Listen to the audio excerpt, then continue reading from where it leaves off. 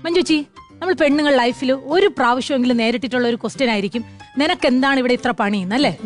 വെളുപ്പിനെ കോഴി കൂവണനും എണീറ്റ് കോട്ടുമായിട്ട് പറഞ്ഞ കോഴിയുടെ മുഖത്തൊക്കെ കൊഞ്ഞനം കാണിച്ച് അരി അടുപ്പത്തിട്ട് ചായയും കാപ്പിയും കറി എല്ലാം ഉണ്ടാക്കി കൃത്യസമയത്ത് കുട്ടികളെ സ്കൂളിലും കെട്ടിയവനെ ജോലിക്കും അയച്ച് അലക്കി തൂത്ത് തുടച്ച് മീൻകാരൻ മജീദൊക്കെ വരുമ്പം അങ്ങേരടുത്ത് വായിട്ടലച്ച് 2 നത്തോലിയെങ്കിലും എക്സ്ട്രാ വാങ്ങി കറി വെച്ച് ബാക്കി എടുത്ത് പൊരിച്ചിട്ട് കോഴിക്കൂട്ടി പോയി കോഴി മുട്ട ഇട്ടാന്ന് നോക്കുമ്പോൾ അത് അപ്പുറത്തെ സുധാകരന്റെ വാഴപ്പണയിൽ ഇട്ട് വെച്ചിരിക്കും. പിന്നെ മതിൽ ചാടിപ്പോയി അതും എടുത്ത് തിരിച്ചു പറഞ്ഞ വയ്ക്ക് ആരും കാണാതെ നാളത്തേക്ക് കറി വെക്കാൻ വേണ്ടി ഒരു വാഴക്കൂമ്പ് ഒടിച്ചോണ്ട് വെച്ച് അലക്കിയതെല്ലാം മടക്കി ഇസ്തിരിയിട്ട് വയ്ക്കുമ്പോഴത്തേക്കും കുട്ടികളെ സ്കൂളിൽ നിന്ന് വിളിക്കാനുള്ള സമയമാവും.